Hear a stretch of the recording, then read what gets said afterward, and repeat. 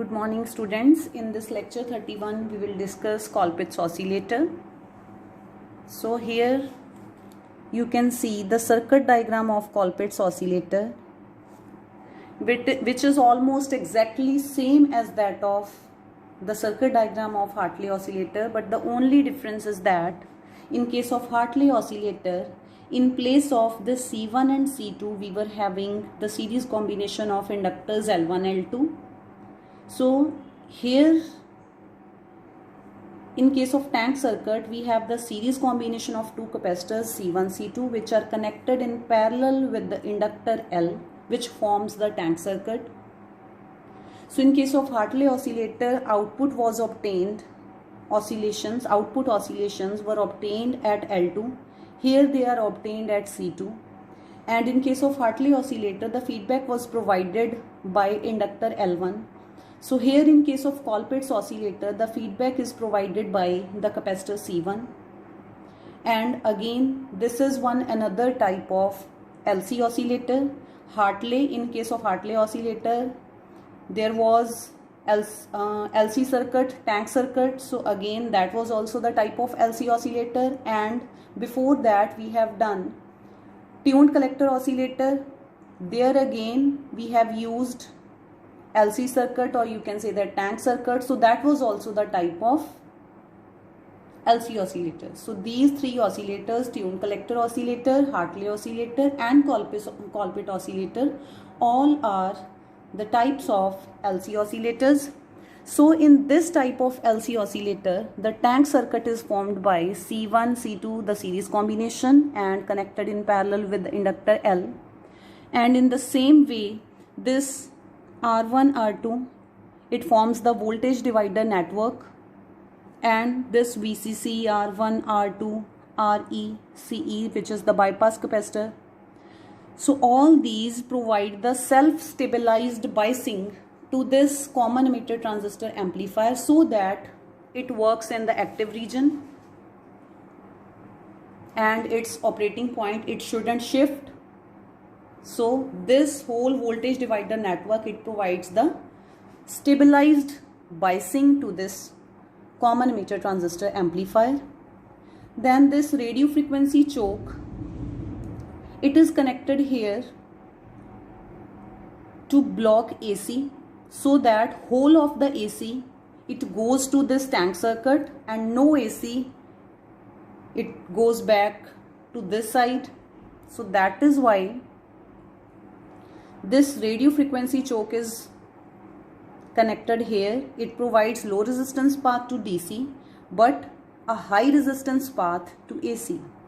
And then the whole AC which is produced here at the collector, this collector capacitor or the capacitor connected at the collector, it will allow that AC to pass through it from collector to the tank circuit.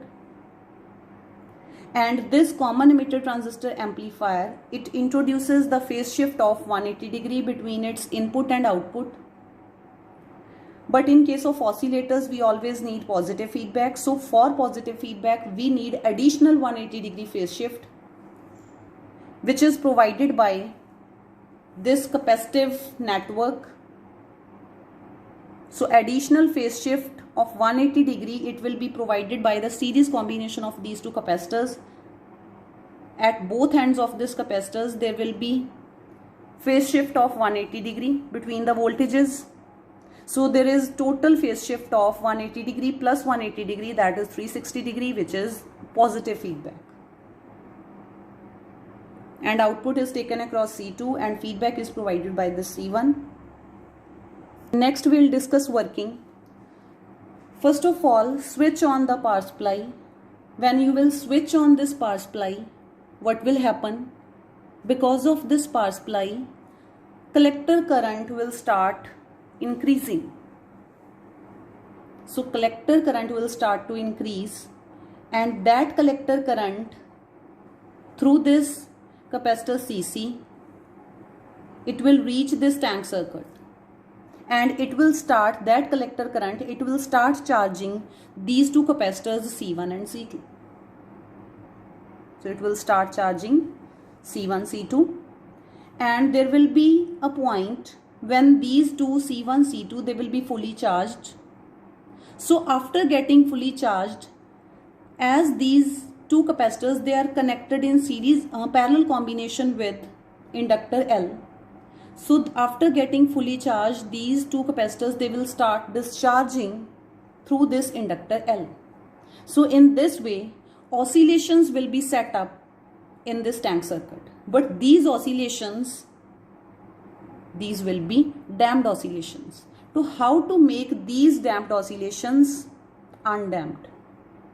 So for that, a part of the voltage appeared across C2, it will be fed back to the input of this, to the input circuit or this base emitter circuit, which is the input circuit of common emitter transistor amplifier.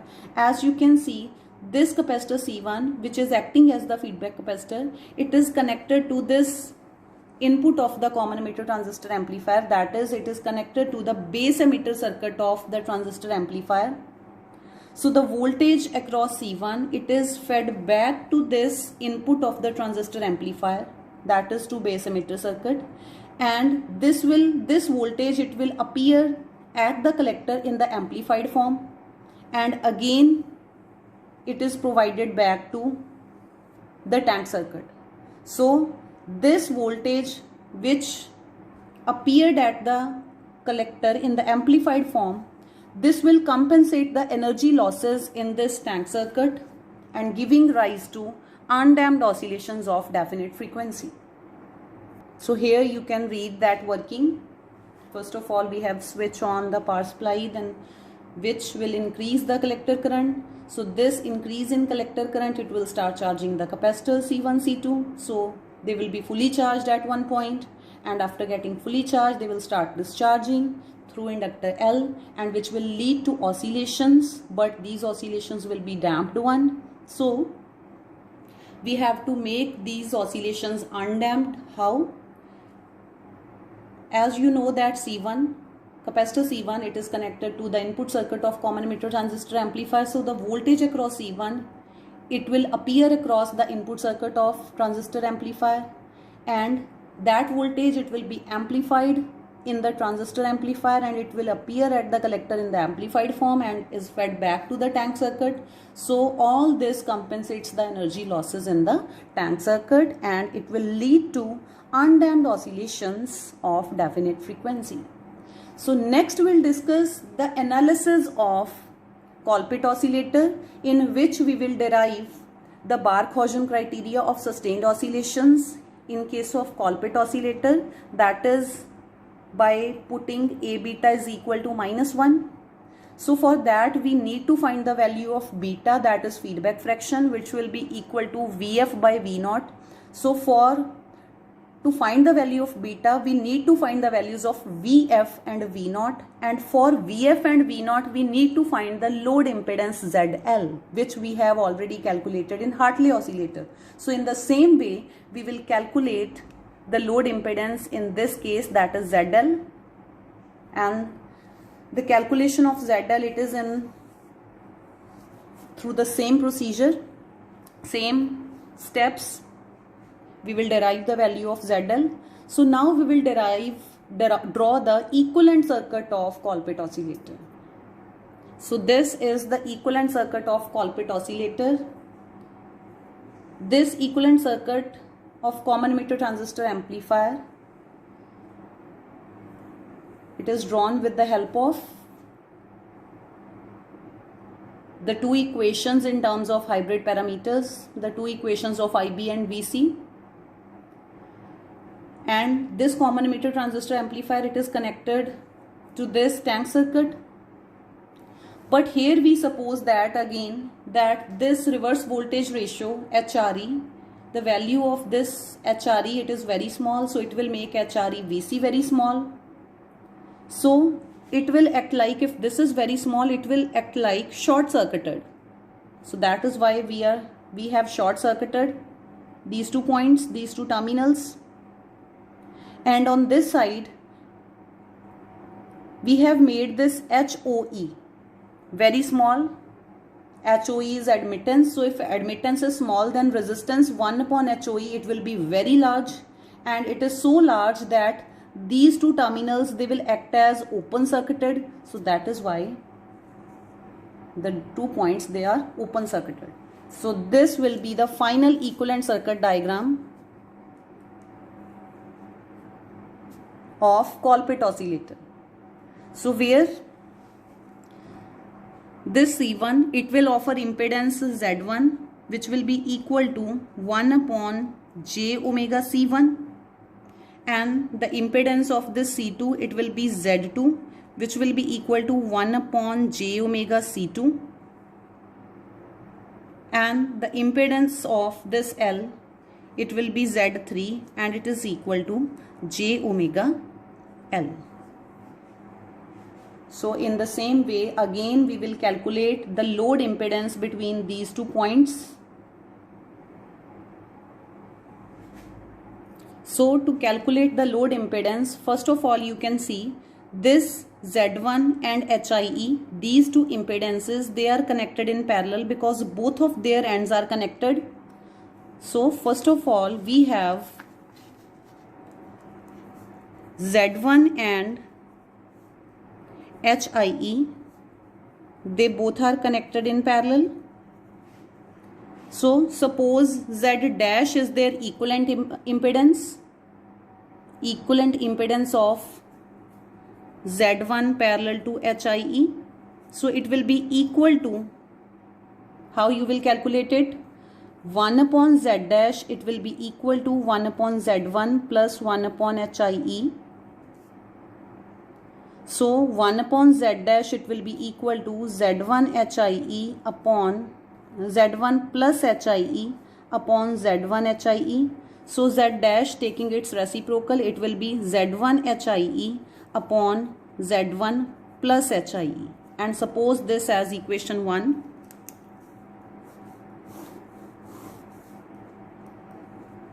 So next, now we have, instead of HIE and Z1, here we have the equivalent impedance Z dash, and that Z dash, it is connected in series with the Z3. Why?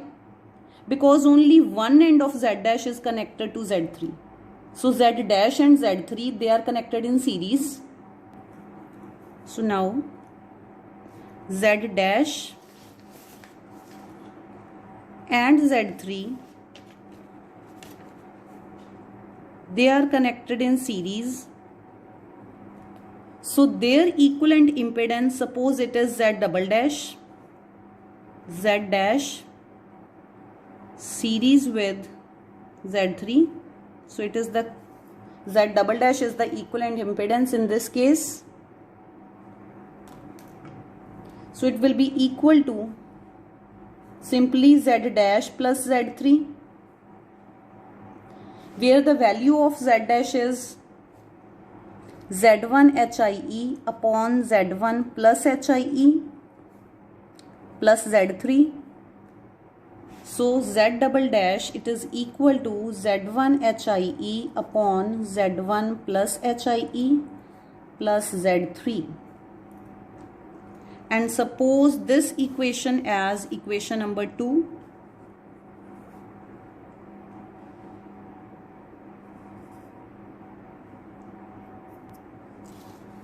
Now that Z double dash, now we have, instead of HIE, Z1 and Z3, we just have Z double dash, and this Z double dash, it will be connected in parallel with this Z2. Both ends are connected. So now Z double dash and Z2, again they are in parallel, and suppose ZL is the load impedance, which is the equivalent impedance of Z double dash and Z2. It is the parallel combination, so it will be equal to 1 by ZL, it is equal to 1 by Z double dash plus 1 by Z2. So 1 by ZL, it is equal to Z2 plus Z double dash divided by Z double dash Z2. So take its reciprocal, that will be the value of ZL. So it is Z double dash Z2 upon Z2 plus Z double dash. So now put this value of Z double dash here in this equation. Suppose this is equation number 3. Put the value of 2 in equation 3. So putting equation 2 in equation 3, we will get this. So solve it for the value of ZL, which is equal to, multiply this Z2 inside. So you will get Z1 Z2 HIE plus divided by Z1 plus HIE. Here we will have Z2 Z3 divided by, take LCM here, Z1 into Z2 plus HIE into Z2 plus Z1 HIE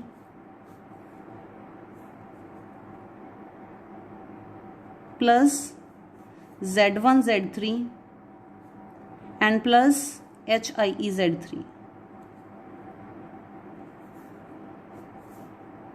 divided by Z1 plus HIE,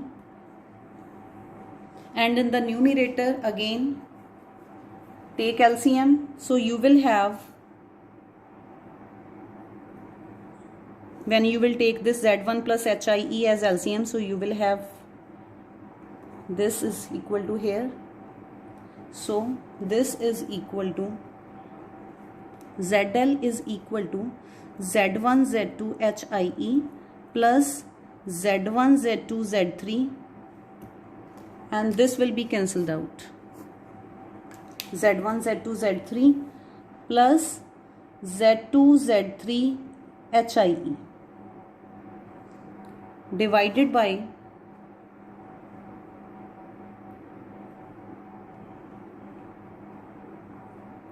from this term and from this term, Z1 is common, and inside the bracket we will have Z2 plus Z3, and from these three terms we have HIE common, and inside the bracket we will have Z1 plus Z2 plus Z3,